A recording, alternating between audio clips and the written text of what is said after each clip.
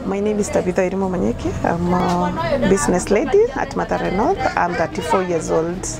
As a business lady, I normally face a few challenges here and there, like financial constraints.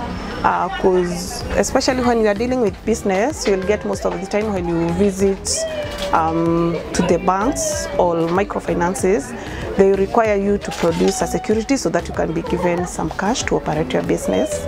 And for us being women, mostly you will get that we lack securities. Things like titles or logbooks, mostly they are owned by men. So being in this industry as a lady, it's very challenging because you will get that as you want to expand your business, it's not possible. You cannot get finances. And if you get, it's being limited. Yeah. The other challenge is the industry is most dominated by men.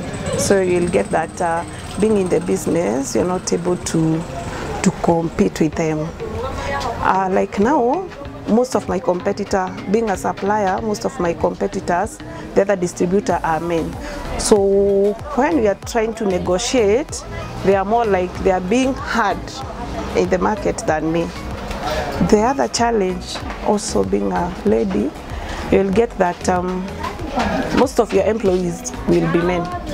So like now I have 2 drivers and 1 rider.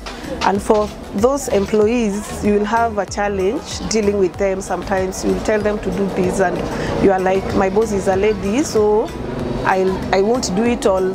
They will like think whether they will do it or not. But we still try to manage and overcome such.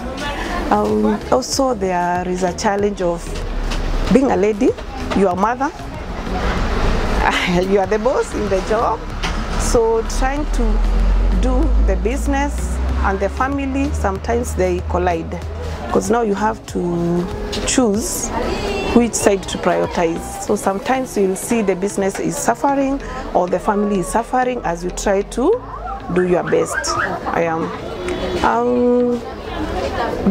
On day-to-day basis, you will get that also when maybe you are trying to deal with the customers and the customers are like, you are trying to negotiate the terms of payment or something like that, and the customer is like, are you still the owner of the business? Are you the owner of the, as in they are like, they don't believe you being the owner of the business. Maybe they think there is someone else behind you.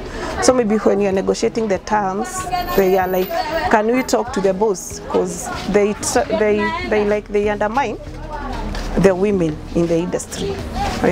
Those are just few of the challenges we normally face in this industry. Yeah. Being in this industry, because already it's risky, you just have to have confidence in yourself, because there is no way you will try to do business and you won't take those risks.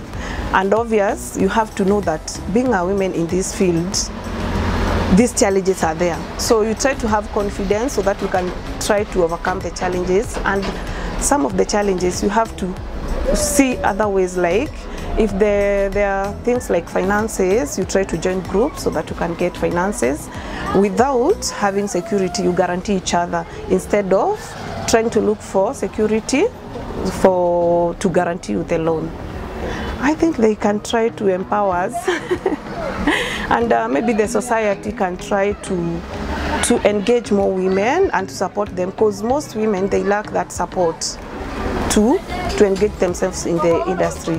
But if the men which are in the industries can just try to support these other women who are trying to come up in the market, they can be able to. That's the way they can only support them. They can just give them a hand and try to push them to the market. Because that fear, most women, they have it. As in, they have fear, they don't know what, maybe I'll start the business, maybe I'll lack finances, maybe my business will collapse. Those are the major things that make maybe even women to fear to start the business. But if men who are already there can give a hand, we can be able to do better.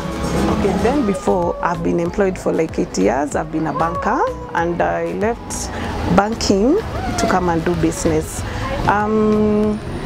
What I can say, the biggest achievement, 4 years down the line, I'm still in the business. I had that fear, maybe I leave employment, I go start a business, then maybe after 1 year my business will collapse. Where will I go? Will I go back to employment? So I've really achieved, because I've started having started the business, I've grown my sales from I used to make 300,000 per month. Right now, I don't make less than 2 M in a month. That is the least I do make in a month. Then I've grown my customer base from around 200 customers. I've doubled, like 400 customers. Yeah. So I can see within those 4 years, I've grown big. Yeah. For TechnoServe, actually, I'm very grateful for that organization, because since I started business, I joined TechnoServe as a member. I've got training, various training like financial management, merchandising, customer care, so I can be able to know how to handle my customer as I deal with them on a daily basis. So I've learned a lot from TechnoServe. They have offered trainings now and then. Then apart from training, they have also given us a hand, like in terms of finances. There was these finances for COVID-19. We got it through 4G Capital. We had a loan for around 2 months without interest, of which it had a very great impact to my business.